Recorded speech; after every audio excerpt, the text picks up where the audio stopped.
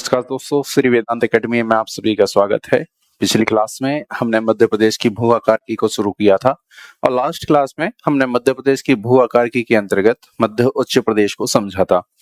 उस क्लास में हमने ये भी जाना था कि मध्य उच्च प्रदेश को पुनः 5 भागों में विभाजित किया गया था।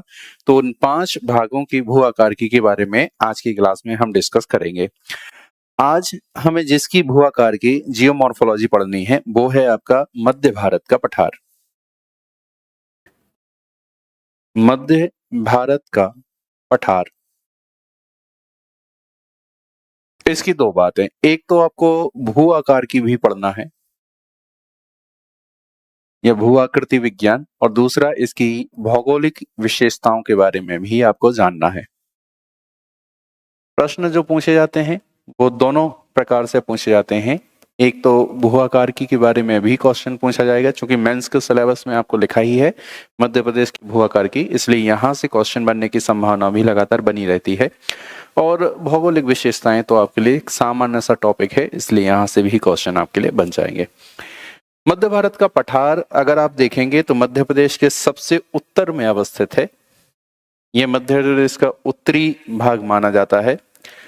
और अगर इसकी उत्तरी सीमा के बारे में बात करें तो मध्य भारत के पठार की जो उत्तरी सीमा है वो यमुना का मैदान बनाता है।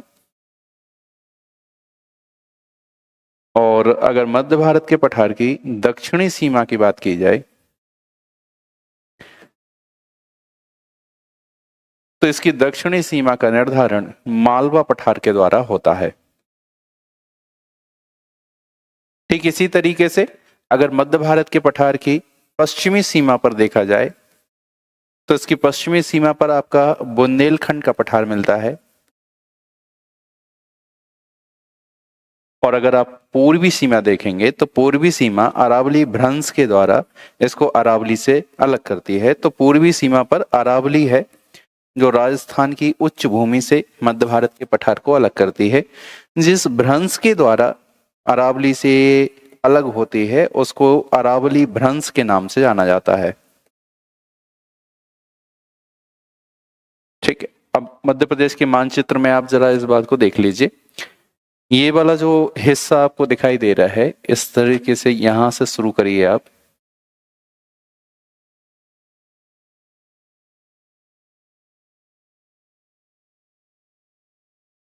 ये जो पूरा हिस्सा आपको दिखाई दे रहा है, इस पूरे हिस्से का नाम है मध्य भारत का पठार।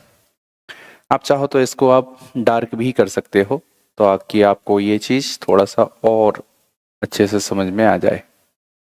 तो रेड कलर से जो भी डार्क वाला हिस्सा है वो पूरा हिस्सा आपका मध्य भारत के पठार के अंतर्गत आता है।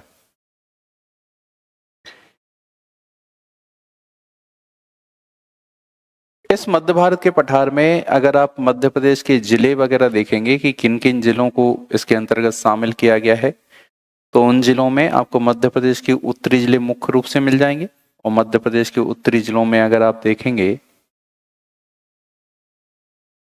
तो उसमें आपका भिंड, मुरैना, शिवपुर, ये 3 जिले तो आपको मिल ही जाएंगे। इसके अतिरिक्त आपको नीमच वाला हिस्सा भी इसके अंतर्गत मिलेगा। मंदसौर का कुछ हिस्सा इसके अंतर्गत आता है। मंदसौर का अधिकांश हिस्सा जो है वो मालवा पठार में शामिल होता है, हालांकि कुछ हिस्सा आपका मध्य भारत के पठार में भी आता है। तो ये पूरा जो हिस्सा आप देख रहे हो, इस पूरे हिस्से को कहा जाता है मध्य भारत का पठार। अब मध्य भारत के पठार के अगर आप उत्तर में देखेंगे, यहां पर देख लिए, उत्तर में आपको उत्तर में यमुना का मैदान मिलेगा।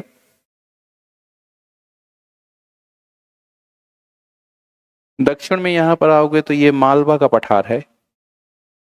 पश्चिम में अगर आपको मिलेगा तो ये आपका बुंदेलखंड का पठार है, पूर्व में, सॉरी। और अगर आप पश्चिम में देखेंगे तो पश्चिम में यहां पर अरावली पर्वत के माध्यम से यह क्षेत्र मध्य प्रदेश का अलग हुआ है। तो ये आपकी अरावली है।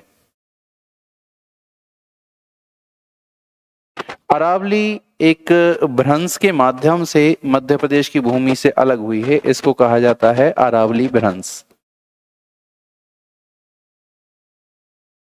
अरावली भ्रंश के कारण से मध्य प्रदेश की जो उत्तर पश्चिम सीमा है, उस उत्तर पश्चिम सीमा पर एक पठार निर्मित हुआ। उस पठार को कौंतेल का पठार कहा जाता है। तो यहां पर देखिए, ये वाली जो सीमा है, इस सीमा पर ये एक पठारी संरचना निर्मित हुई है।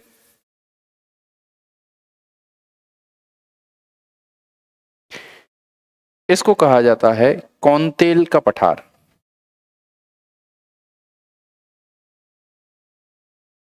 कौंतेल प्लेट्यू।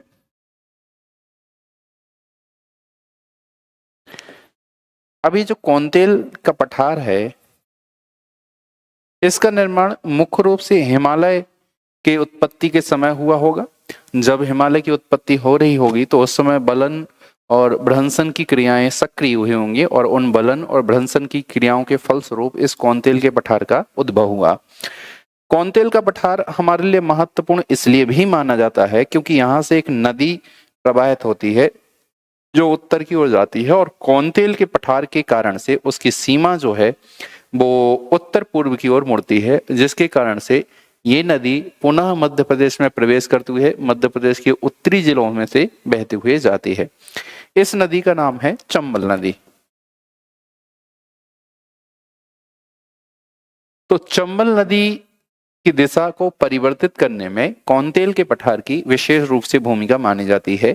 ये जो कौंतेल का पठार है वो मध्य प्रदेश के उत्तर पश्चिम सीमा पर यानी कि मंदसौर और नीमच जिलों में अवस्थित माना जाता है। थोड़ा बहुत विस्तार इसका रतलाम जिले में भी होता है, लेकिन मुख्य रूप से नीमच और मंदसौर में रहता है। और यही कौंतेल प्लेट्यू जो है वो चंबल नदी की दिशा उत्तर से बदलकर उत्तर पूर्व कर देता है। यही कारण है कि चंबल नदी दूसरी बार मध्य प्रदेश में प्रवेश करती है। तो इस क्षेत्र में जो नदी मुख्य रूप से प्रवाहित होती है उसमें एक चंबल नदी तो आपके लिए आ ही जाएगी इस तरीके से। अब चंबल नदी के दक्षिण में अगर आप देखेंगे तो चंबल नदी के दक्षिण में एक और नदी आपको इस तरीके से शिवपुरी से निकलती हुई मिलेगी, जो शिवपुर में जाकर मिल जाएगी।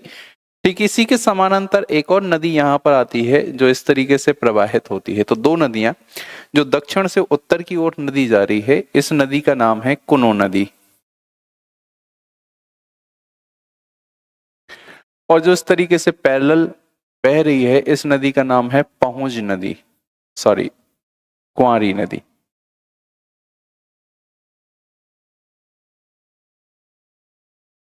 तो दो नदियां और आप यहां पर देख सकते हैं, एक कुनो नदी है जो दक्षिण से उत्तर की ओर जाती है और दूसरी जो है वो पश्चिम से पूर्व की ओर बहती है, उसका नाम है कुंवारी नदी। तो मुख्य रूप से ये तीन नदियां इस क्षेत्र में आपको प्रमुख रूप से प्रवाहित होते हुए मिलेंगी। अब मध्य भारत के पठार को अगर आप देखेंगे तो आप ये पाएंगे कि मध्य भारत का पठार जो है वो मुख्य रूप से विंध्यन और कुड़प्पा क्रम की चट्टानों से निर्मित है। विंध्यन क्रम की चट्टानों का जो निर्माण हुआ है वो मध्य प्रदेश में काफी समय पहले हुआ है। आज से लगभग 2 अरब वर्ष पूर्व इनका निर्माण मध्य प्रदेश में माना जाता है। ये विंध्याचल की जो श्रृंखलाएं हैं या विंध्याचल की विंध्य चट्टानें हैं वो आपको मध्य भारत के पठार में प्रमुख रूप से मिलती हैं।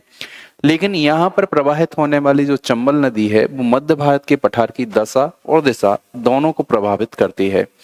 इस पठार की अगर आप औसतन ऊंचाई वगैरह देखेंगे तो मध्य भारत के पठार की औसतन ऊंचाई आपको मिलेगी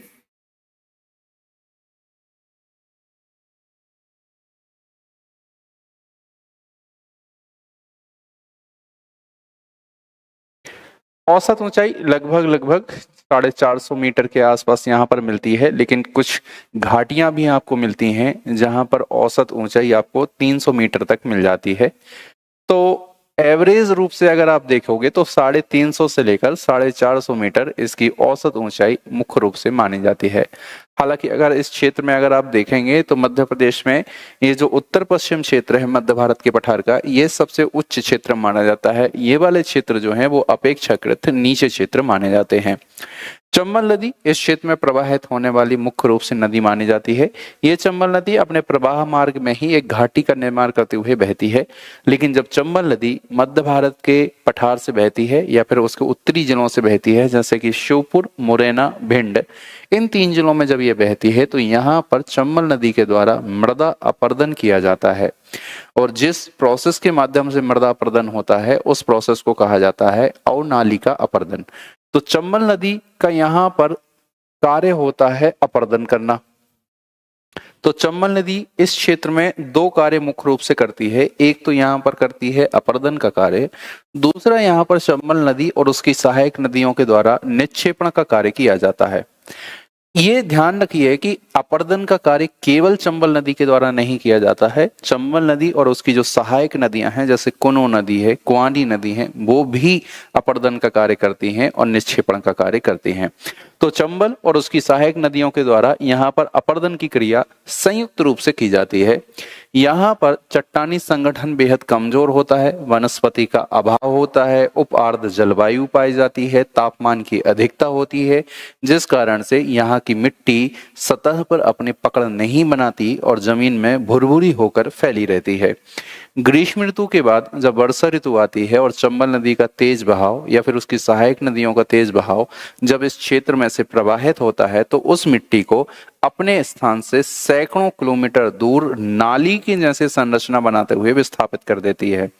क्योंकि मैदानी भाग यहाँ पर ज्यादातर मौजूद होते हैं, इसलिए चंबल नदी के द्वारा अगली बार जो बहाव आता है वो अपने किनारों से होकर बहता है और किनारों का पुनः अपर्दन कर देता है। इस तरीके से किनारों का बार बार अपर्दन होने के कारण ये जो घाटी है वो लगातार चौड़ी होती चली जाती है और चौड़ी होने का परिणाम ये रहता है कि ये सैकड़ों हजारों किलोमीटर में घाटी फैली है। क्योंकि अपर्दन जो होता है वो बड़े बड़े महाखड्डों के रूप में होता है, जिसके कारण से वो जमीन जो है वो किसी भी काम की नहीं रहती। आप उसमें कृषि कार्य नहीं कर सकते, आप उसमें घर नहीं बना सकते, आप सड़कों का जाल नहीं बिछा सकते, आप रेल मार्गों का जाल नहीं बिछा सकते। उद्योगों के लिए वो अनुपयुक्त भूमि होती है, जिस कारण से ये जो उत्खात भूमि है या खराब भूमि है या महाखड्ड भूमि है, जिनको स्थानीय स्तर पर बीहड़ भूमि भी कहा जा रहा है, वो हमारी अर्थव्यवस्था, सामाजिक व्यवस्था के लिए तो चुनौती है ही, साथ ही साथ कानून व्यवस्था के लिए भी एक चुनौती मानी जाती है। कारण उसका ये माना जाता है कि कोई व्यक्ति इस क्षेत्र में अपराध करने के बाद यहाँ पर छिप जाता है। इन महाखड्डों की जो गहराई है वो लगभग 150 मीटर तक मानी जाती है। सैकड़ों किलोमीटर के क्षेत्र में फैले हैं, इसलिए अगर कोई व्यक्ति अपराध करके इनमें छुप भी जाता है तो उसे ढूंढ पाना बहुत ही दुष्कर कार्य माना जाता है। इसलिए ये जो है वो कई प्रकार से एक चैलेंज होता है। तो अपर्दन की प्रक्रिया के फलस्वरूप जिस प्रोसेस के माध्यम से अपर्दन होता है, उस प्रोसेस को आप अवनालिका अपर्दन के नाम से जानते हैं। गली इरोजन भी इसको अंग्रेजी में कहते हैं आप। और अवनालिका अपर्दन के माध्यम से जो यहाँ पर संरचना निर्मित होती है उसको उत्खात भूमि कहा जाता है। इसको बैडलैंड आप कहते हैं। स्थानीय स्तर पर इन्हीं को बीहड़ के नाम से जाना जाता है। तो चंबल नदी के द्वारा यहाँ पर जो संरचना निर्मित होती है वो चंबल घाटी है और चंबल घाटी संरचना में अवनालिका अपर्दन के माध्यम से उत्खात भूमि का निर्माण होता है, जिनको स्थानीय भाषा में बीहड़ के नाम से जाना जाता है। ये डाकुओं की शरणा स्थली के रूप में भी माने जाते हैं। दूसरी बात यह है कि यहाँ पर चंबल घाटी में इन्हीं महाखड्डों के दक्षिण की तरफ जब अपर्दन का कार्य होता है तो वो मलबा अपने साथ चंबल नदी बहा के ले जाती है, लेकिन जैसे ही बाढ़ का पानी उतरता है उसमें ढोने की शक्ति कम हो जाती है, जिसके कारण से वो मिट्टी का अपने किनारों पर जमाव कर देती है। नदियों के द्वारा बाढ़ के दौरान बहाकर लाई गई मिट्टी को आप जलोढ़ मिट्टी या फिर कौप मिट्टी के नाम से जानते हैं। जलोढ़ मिट्टी के निक्षेपण के फलस्वरूप जो चंबल के दक्षिण में निक्षेपण होता है, उनके निक्षेपण के फलस्वरूप मैदानी संरचना निर्मित होती है। तो जो मैदान बनता है वो जलोढ़ मिट्टी का रहता है। जलोढ़ मिट्टी मध्य प्रदेश की सबसे उपजाऊ मिट्टी मानी जाती है और इस जलोढ़ मिट्टी से मरे हुए मैदान को लश्कर का मैदान कहते हैं आप। तो दो संरचना यहाँ पर चंबल नदी के द्वारा या फिर उसके निक्षेपण और अपर्दन की क्रिया के फलस्वरूप बनते हैं। निक्षेपण की क्रिया के फलस्वरूप लश्कर का मैदान और अपर्दन की प्रक्रिया के फलस्वरूप बीहड़ बनता है। तो ये वाला क्षेत्र जो आपको दिखाई दे रहा है, जो मैं आपको ग्रीन कलर से ये डार्क कर रहा हूं, ये पूरा क्षेत्र जो है मुख्य रूप से ये क्षेत्र जो है वो लश्कर का मैदान कहलाता है।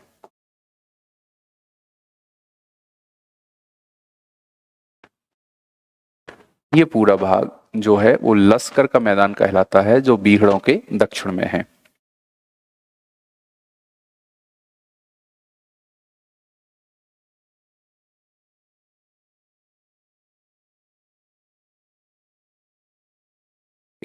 अब ये जो लश्कर का मैदान है वो मुख्य रूप से कृषि कार्यों के लिए बहुत ही महत्वपूर्ण माना जाता है, और चूंकि उपजाऊ मैदान है और ये लश्कर का मैदान सबसे ज्यादा सरसों की खेती के लिए विशेष तौर पर फेमस माना जाता है।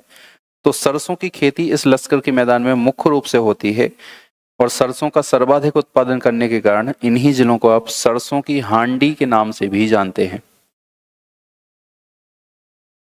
इसको सरसों की हांडी कहा जाता है क्योंकि सरसों का सर्वाधिक उत्पादन मध्य प्रदेश के इन्हीं जिलों में होता है। दो जिले जो सरसों का सर्वाधिक उत्पादन करते हैं उनमें से एक जिला भिंड है और एक जिला मुरैना है। बीहड़ की समस्या से सर्वाधिक मध्य प्रदेश के 3 जिले प्रभावित हैं। उनमें से एक जिले का नाम है श्योपुर, दूसरे जिले का नाम है भिंड और तीसरे जिले का नाम है मुरैना, जिसमें सर्वाधिक बीहड़ भूमि जो है वो मुरैना जिले में आपको मिलती है।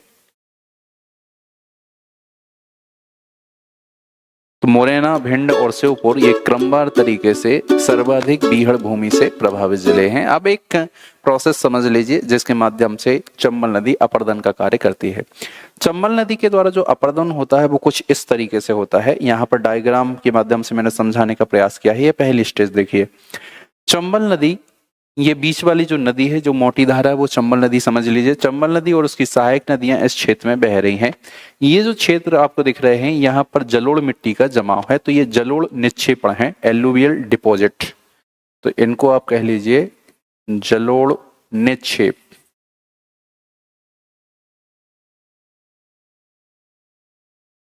Alluvial deposits. दूसरे स्टेज में अगर आप देखेंगे तो चंबल नदी जिस क्षेत्र से बह रही है उस क्षेत्र को उसने एक घाटी जैसी संरचना में बदल दिया है और किनारों से इसका अपर्दन किया है। अब इस अपर्दन की जो मिट्टी बहाकर लाई गई है उसको यहाँ पर जमा कर दिया है, तो ये जलोढ़ निक्षेप है। और यहाँ पर एक घाटी जैसी संरचना आपको आजू बाजू दिखाई दे रही होगी। जब तीसरे स्टेज में आएंगे तो तीसरे स्टेज में चंबल नदी के द्वारा अपने किनारों का भी अपर्दन कर दिया। जिस तरीके से ये गोले गोले गड्ढे आपको यहाँ पर दिखाई दे रहे होंगे, गोल गोल गड्ढे, ये गोल गोल गड्ढे बीहड़ का छोटा रूप माना जाता है जिसको रिले अपर्दन के नाम से भी जाना जाता है। रिले अपर्दन पहली स्टेज होती है रिले इरोजन, और रिले इरोजन की जो बाद की स्टेज होती है उसको गली इरोजन कहा जाता है। तो रिले इरोजन का जो एग्जाम्पल है वो भी आपको यहीं मिलेगा। ये छोटे छोटे से गड्ढे आपको दिख रहे होंगे, चंबल और उसकी सहायक नदियों के द्वारा निर्मित किए गए हैं। अंत में जब आप देखेंगे तो इस घाटी का निर्माण इस तरीके से हुआ है। तो ये जो गड्ढे हैं वो बड़े रूप ले लेते हैं और सैकड़ों किलोमीटर विस्तारित हो जाते हैं। ये जो संरचना है इसको कहा जाता है गली इरोजन, और ये जो आपको घाटी जैसी संरचना दिख रही है इसी को कहा जाता है बीहड़। यही है उत्खात भूमि, ये किसी काम की नहीं होती। इसी बीहड़ों में से आपने चंबल नदी के पैरेलल एक एक्सप्रेसवे बनाया है जिसको अटल एक्सप्रेसवे का नाम दे रहे हैं। ये जलोढ़ निक्षेप है और इन्हीं जलोढ़ निक्षेपों के फलस्वरूप आपका बना हुआ है मैदान जिसको कहा जाता है लश्कर का मैदान। तो ऊपर आपको चंबल घाटी मिलती है और नीचे की तरफ अगर आप देखेंगे तो आपको लश्कर का मैदान मिलेगा। चंबल घाटी की अगर औसत ऊंचाई देखेंगे या फिर गहराई देखेंगे तो वो सतह से लगभग 300 मीटर नीचे तक मानी जाती है। ये जो बीहड़ वगैरह बने हुए हैं, तो आप कह लीजिए कि चंबल घाटी के 2 भाग हैं। चंबल नदी घाटी, इस चंबल नदी घाटी के 2 भाग मुख्य रूप से माने जाते हैं। एक कहा जाता है बीहड़ और एक कहा जाता है लश्कर का मैदान।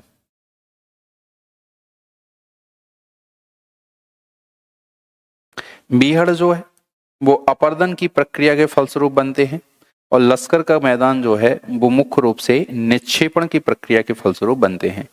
तो जब निक्षेपण होता है तो उनकी प्रक्रिया के फलस्वरूप लश्कर का मैदान बनता है जो कि उपजाऊ क्षेत्र माना जाता है, और अपर्दन की प्रक्रिया के फलस्वरूप बीहड़ का मैदान बनता है। ये याद रखिए कि अगर कभी आपसे मुख्य परीक्षा में क्वेश्चन पूछा जाए कि गली इरोजन करने वाली मध्य प्रदेश की 3 नदियों के नाम लिखिए, तो आप मध्य भारत के पठार में प्रवाहित होने वाली जो नदियां हैं उन नदियों के नाम दे लीजिए। चंबल नदी अकेली नहीं है जो गली इरोजन करती है। चंबल चूंकि मुख्य नदी है इसलिए उसका हम नाम लेते हैं, लेकिन उसकी जो सहायक नदियां हैं जैसे आसन नदी है, कोनो नदी है और वहां पर प्रवाहित होने वाली कुंवारी नदी है, ये सभी नदियां गली इरोजन करती हैं और इनका सबका संयुक्त परिणाम माना जाता है बीहड़ों का निर्माण। चंबल नदी अकेली उत्तरदायी नहीं है, क्योंकि सबसे ज्यादा चंबल नदी करती है, इसलिए चंबल नदी के बारे में हम देख रहे हैं। तो अगर गली इरोजन कभी आपसे पूछा भी जाए चंबल नदी के द्वारा, तो इस डायग्राम के माध्यम से आप उनको समझा भी सकते हैं। तो यहाँ पर अगर जियोमॉर्फोलॉजी आपसे पूछी जाए तो जियोमॉर्फोलॉजी में आपको इस तरीके से बता देना है, अपरदन की प्रक्रिया और निक्षेपण की प्रक्रिया के फलस्वरूप जो संरचनाएं यहाँ पर बनती हैं वो कौंतेल का पठार, अरावली भ्रंश, लश्कर का मैदान, बीहड़, ये सब आपको इसकी जियोमॉर्फोलॉजी के अंतर्गत बताने पड़ेंगे। भौगोलिक विशेषताओं की तरफ अगर आप आएंगे तो इसकी भौगोलिक विशेषताओं में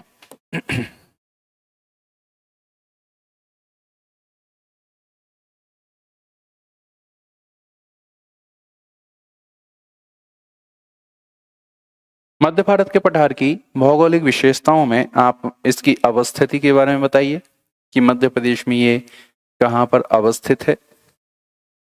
और जो मैंने आपको शुरू में बताया थे कि यमुना के दक्षिण में है, मालवा के पठार के उत्तर में है, या फिर उत्तरी सीमा यमुना का मैदान बना रहा है, दक्षिणी सीमा मालवा का पठार बना रहा है, पूर्व में बुंदेलखंड का पठार है और पश्चिम में आपका अरावली भ्रंश के द्वारा ये अलग हुआ है। उस अवस्थिति को बताते हुए फिर आप इसके यहाँ पर जो चट्टानें वगैरह मिलती हैं उन चट्टानों के बारे में बताइए कि यहाँ पर मुख्य रूप से विंध्यन और कुडप्पा क्रम की चट्टानों का विस्तार मिलता है। विंध्यन और कुडप्पा क्रम की चट्टानें इस भाग में प्रमुख रूप से मिलती हैं। इसके अलावा इस क्षेत्र के उच्चावच के बारे में बताइए कि इस क्षेत्र में प्रमुख उच्चावच कितना है। तो आप बता दीजिए कि यहाँ पर मुख्य रूप से 350 से लेकर 450 मीटर की औसत ऊंचाई मिलती है, लेकिन यहाँ पर अपरदन के फलस्वरूप जो चंबल नदी घाटी है वहां पर आपको गहराई 300 मीटर तक भी मिलती है। मुख्य रूप से इस क्षेत्र का जो सबसे ऊंचा भाग है वो उत्तर पश्चिम का भाग माना जाता है, जहां पर कौंतेल का पठार अवस्थित है। बाकी मैदानी भाग सतह से लगभग 350 मीटर तक ऊंचे आपको मुख्य रूप से मिलते हैं। फिर इस क्षेत्र में जो जलवायु मिलती है उस जलवायु के बारे में भी आपको बताना पड़ेगा, और जलवायु की विशेषताओं में आपको बताना पड़ेगा कि यह एक चंबल उप आर्द्र प्रदेश माना जाता है, जिसमें विषम जलवायु आपको देखने को मिलती है। विषम जलवायु के पीछे कारण जो माना जाता है वो कम वर्षा को माना जाता है या फिर अल्प वर्षा को माना जाता है। मानसून की बेरुखी इस क्षेत्र में यहाँ पर विषम जलवायु को निर्मित करती है। तो यहाँ पर पानी कम गिरता है, जिसके कारण से यहाँ पर वनस्पति का अभाव रहता है, जिसके कारण से जो मैदानी भागों में जो पत्थर वगैरह हैं वो आपको आमतौर पर ज़्यादा मिलेंगे, जिसके कारण से गर्मियों में ज़्यादा गर्मी होती है और सर्दियों में बहुत ज़्यादा सर्दी होती है। प्रेजेंट टाइम में अगर आप देखेंगे तो आप पेपर में अक्सर पढ़ते होंगे कि ग्वालियर, शिवपुरी जैसे जिले जो हैं वो मध्य प्रदेश में अभी सर्वाधिक ठंडे जिले हैं। यहाँ का तापमान जो है वो पचमढ़ी के तापमान से भी नीचा है, जबकि पचमढ़ी तो सबसे ज़्यादा हाइट पर अवस्थित है। उसके बावजूद भी इन क्षेत्रों का तापमान आपको पचमढ़ी से भी कम मिल रहा होगा। गर्मियों में अगर आप देखेंगे तो औसतन रूप से जो सबसे गर्म जिला है वो ग्वालियर जिला आपको प्रमुख रूप से मिलता है। औसतन रूप से सबसे ठंडा जिला शिवपुरी देखने को मिलता है।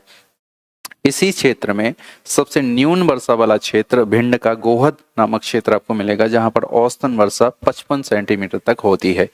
तो जलवायु में ही आप औसत रूप से वर्षा के बारे में बता देंगे। वर्षा के साथ साथ यहाँ पर जो वनस्पति वगैरह है उस वनस्पति के बारे में भी आप बताएंगे कि यहाँ पर कांटेदार वनस्पति मुख्य रूप से मिलती है। जलवायु में इस बात के बारे में ध्यान रखिए कि अगर आपको कोपेन के अनुसार जलवायु वर्गीकरण पता है तो आप उसको भी स्पेशल रूप से मेंशन कर सकते हो। ये एक अच्छी बात मानी जाती है कि आप चीज़ों को जोड़कर प्रस्तुत कर रहे हैं। तो चीज़ों में जितना नयापन आप ला सकते हैं उतना ही नयापन लाने की कोशिश करिए। आपकी कॉपी जब दिखेगी तो थोड़ी सी अट्रैक्टिव दिखेगी, जो आपकी परीक्षा में नंबर दिलाने में सहायक हो जाएगी। यहाँ पर प्रमुख रूप से जो नदियाँ प्रवाहित होती हैं उन नदियों के नाम आपको मुख्य रूप से देना है। नदियों में जो नदियाँ हैं उनमें चंबल नदी तो आप देंगे ही। चंबल नदी के जो अपरदन के कार्य हैं उन अपरदन के कार्य को भी आप संक्षिप्त रूप से बनाएंगे। बीहड़ों का निर्माण करते हुए बहती है। निक्षेपण के फलस्वरूप जो मैदानी संरचना निर्मित होती है जिसको लश्कर का मैदान कहा जाता है, उस लश्कर के मैदान के बारे में भी आप बताएंगे। इस क्षेत्र में जो मृदा वगैरह मिलती है जैसे जलोढ़ मिट्टी जो है उस जलोढ़ मिट्टी के बारे में बताएंगे। यहाँ पर जो कृषि वगैरह होती है उस कृषि के बारे में भी आप बताएंगे। फिर अगर आपके पास और जगह वगैरह दिखती है, जैसे 200 शब्दों में पूछा गया तो आपके लिए जगह बचेगी ही, तो अगर आप जगह बचती है तो उसमें उद्योग और पर्यटन को भी इसके अंतर्गत लिख सकते हैं। तो जब केवल भौगोलिक विशेषताएं आपसे पूछी जाएंगी तो भौगोलिक विशेषताओं में ये सारी चीजें बतानी है। इसी में थोड़ी सी इसकी संरचना या फिर इसकी बनावट के बारे में आपको बता देना है। लेकिन अगर आपसे जियोमॉर्फोलॉजी पूछी जा रही है, केवल भू आकार की पूछी जा रही है, तो भू आकार की में आपको मुख्य रूप से इसके अपर्दन, यहाँ पर जो उच्चावच है, यहाँ पर जो समतल भूमि है, अपर्दन के फलस्वरूप क्या बना, निक्षेपण के फलस्वरूप क्या बना, कहाँ पर कितनी ऊंचाई है, कौन से भ्रंश हैं, कौन सी पर्वत श्रृंखलाएं हैं, वो सारी चीजें आपको बतानी पड़ेगी। ठीक है।